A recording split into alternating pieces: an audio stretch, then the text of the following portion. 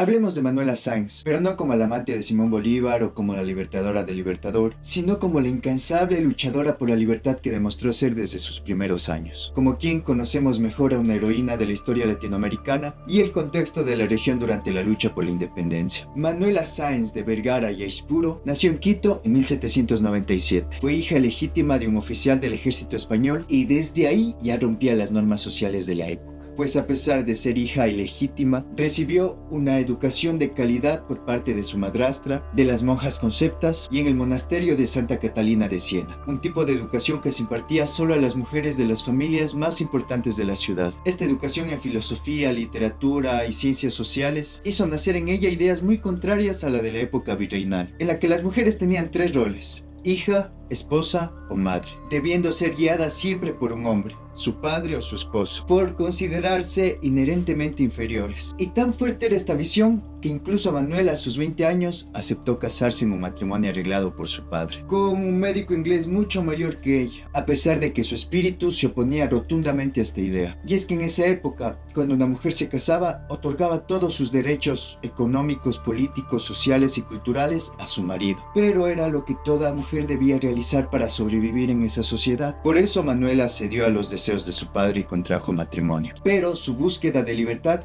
se tradujo en un cuestionamiento y rechazo al dominio del Imperio Español sobre los territorios latinoamericanos, después de que en su juventud fue testigo de la masacre que sufrieron quienes intentaron lograr la independencia el 2 de agosto de 1810. Así que a pesar de haberse casado, dejó de lado su rol de esposa y partió a Lima, a juntarse a la lucha por la independencia de Latinoamérica. Ahí funcionó como espía e informante, ayudando de manera increíble al triunfo del ejército libertario. Incluso por sus servicios se le llegó a otorgar el título de caballeresa de la Orden El Sol de Perú. Y todo esto antes de que conociera a Bolívar. En 1821 regresó a Quito y quiso formar parte del ejército libertario de acá, pero no contó con la aprobación de su padre ni de su marido, así que no se le permitió participar directamente en el campo de batalla, sino asistiendo a los heridos y en temas de logística. Cabe aclarar que junto a otras mujeres olvidadas por la historia, pero cuya participación en la lucha por la independencia cada día se vuelve más clara. Y aquí, mientras Manuela colaboraba con los esfuerzos independentistas en Quito, recién aparece Simón Bolívar en su vida. Y es que sí, para dos personas que consideran que la libertad es el valor más alto al que puede aspirar un ser humano, ver a otra persona que encarna la libertad, como lo era en la época Simón Bolívar y Manuela Sáenz, dos personas que estaban dispuestas a entregar su vida por la libertad, no es difícil darse cuenta por qué se enamoraron. Juntos combatieron por la libertad de la región. Manuela combatió activamente en las batallas de Pichincha, Junín y Ayacucho, consiguiendo la independencia de Ecuador y de Perú, y logrando que le asciendan a coronela del ejército colombiano. Y a todo esto me estoy olvidando del esposo de Manuela,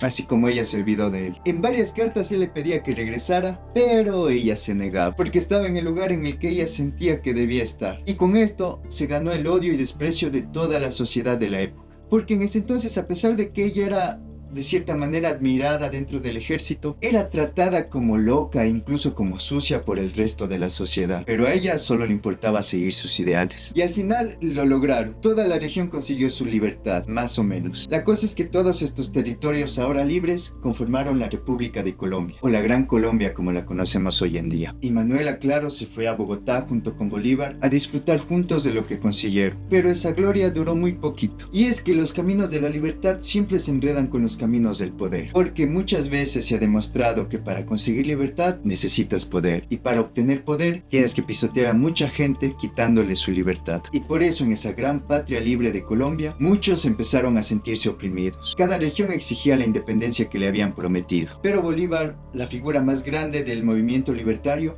consideraba que mucha libertad podría fragmentar esta gran patria unida que habían logrado. Pero ese es un debate en el que ya entraremos en otra ocasión. Lo importante es que aquí es donde las acciones de Bolívar repercuten en gran medida en la vida de Manuela Sáenz, ya que él decide volverse dictador, y muchos líderes de la Gran Colombia deciden que lo mejor sería eliminarlo. Manuela logró evitar un intento de asesinato interponiéndose entre los asesinos y Bolívar para que lograra escapar, pero aún así la popularidad y el liderazgo que había logrado Simón Bolívar se vio muy dañada en esa época, época. Así que renunció como presidente, salió de Colombia y a los pocos años murió. Y Manuela, ya que en esa época y hasta no hace muchos años era vista simplemente como la compañera de Simón Bolívar, el rol que había tenido como libertador había sido reducido al de acompañante. Y todo poder que ella tuviera venía del mismo que Bolívar gozara. Pues por muchas guerras que hubiera luchado, por muchos estudios que tuviera y por mucho que haya pruebas en cartas de que era quien discutía temas de organización y política con Bolívar durante su mandato en la Gran Colombia, al final el nombre de Manuela no tenía valor si no estaba junto al de Simón Bolívar, comprobando ella que la búsqueda por la libertad nunca termina. Y bueno, además está decir que ella admiraba profundamente a Simón Bolívar y en muchas cartas dice que para ella es un honor que su nombre esté junto al de Bolívar. Pero ya que en este video estamos comprobando la tesis de que la historia de la lucha de Manuela por la independencia es tan impresionante, o quizás incluso más que la de Bolívar, al tener que sortear todos los problemas que conllevaban los estereotipos de género que existían en la época, darse cuenta de que a pesar de sus hazañas, Manuela Sáenz, tras la caída y muerte de Simón Bolívar, fue relegada a un recuerdo obsoleto. Le exiliaron tanto de Colombia como de Ecuador y terminó sus días trabajando como vendedora de dulces y traductora en Piura, Perú. Y es que, a ver, no podemos negar la influencia que ha tenido Manuela Sáenz en la historia de América Latina. Como luchadora incansable de la libertad, tanto la suya propia como la de su región, pero eso ha sido resultado de un proceso muy largo de reescribir la historia que en la época se había contado, tanto por los simpatizantes de Simón Bolívar como por sus detractores, quienes no supieron darle a Manuela Sáenz la importancia que tenía como libertadora, así como precursora de los derechos de la mujer y el cambio social en América Latina. Y eso que la memoria de su participación en la independencia todavía sigue vigente, porque se ha comprobado que muchas mujeres participaban como voluntarias dentro de la guerra por la independencia, mujeres que con su labor hicieron posible la independencia y que a pesar de que sus nombres han sido olvidados, su presencia y el respeto que se merecen está siendo reconocido cada vez más por una sociedad que está abriendo los ojos a lo ridículo e injusto que resulta un sistema que pone a unas personas por debajo de las otras. Y ahí es donde se agradece que nombres como los de Manuela Sáenz se mantengan vivos y presentes en la memoria de la gente, porque gracias a personajes como ella, hoy podemos conocer de las luchadoras que algún día creyeron que la libertad era el regalo más bello que le podían otorgar a esta tierra.